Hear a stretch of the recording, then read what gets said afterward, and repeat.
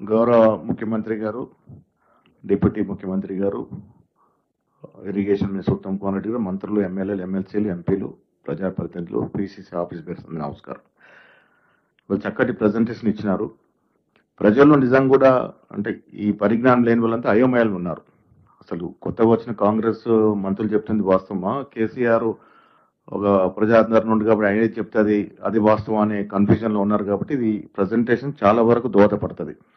చాలా సందర్భాల్లో మనం గత ప్రభుత్వం నడిచినప్పుడు ఎన్నికల ముందు చెప్తూ వచ్చినాం, కాళేశ్వరం ప్రాజెక్టులో విపరీతమైన అవినీతి జరిగింది, కట్టాల్సిన చోట ప్రాజెక్టు కట్టలేదు, కట్టాల్సిన రీతిలో కట్టలేదు, అనవసరమైన వ్యయాన్ని పెంచినారు, తద్వారా విపరీతమైన అవినీతికి అవకాశం కలిగజేసిందనే మాట చెప్పినాము. చాలా వరకు ప్రజలు నమ్మినారు కూడా.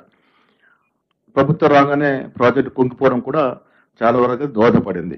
సో ఇవాళ దాన్ని ఎలా రిపేర్ చేయాలనే దాంట్లో మనమంతా సతమతం అవుతున్నాం. విపరీతమైన డబ్బులు అవసరం ఉన్నటువంటి ప్రాజెక్టు కాబట్టి దాన్ని ఏ విధంగా ముందుకు తీసుకెళ్ళండి.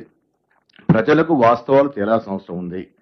మన బనకచర్ల మీద మీరు ఇచ్చిన ప్రజెంటేషన్ కానీ, ఇవాళ కాళేశ్వరము, కృష్ణా జలాల మీద ఇచ్చిన ప్రజెంటేషన్ కానీ, ఇక్కడ నుంచి ప్రజాప్రతినిధులంతా కూడా మీరు ఒక బుక్లెట్ రూపంలో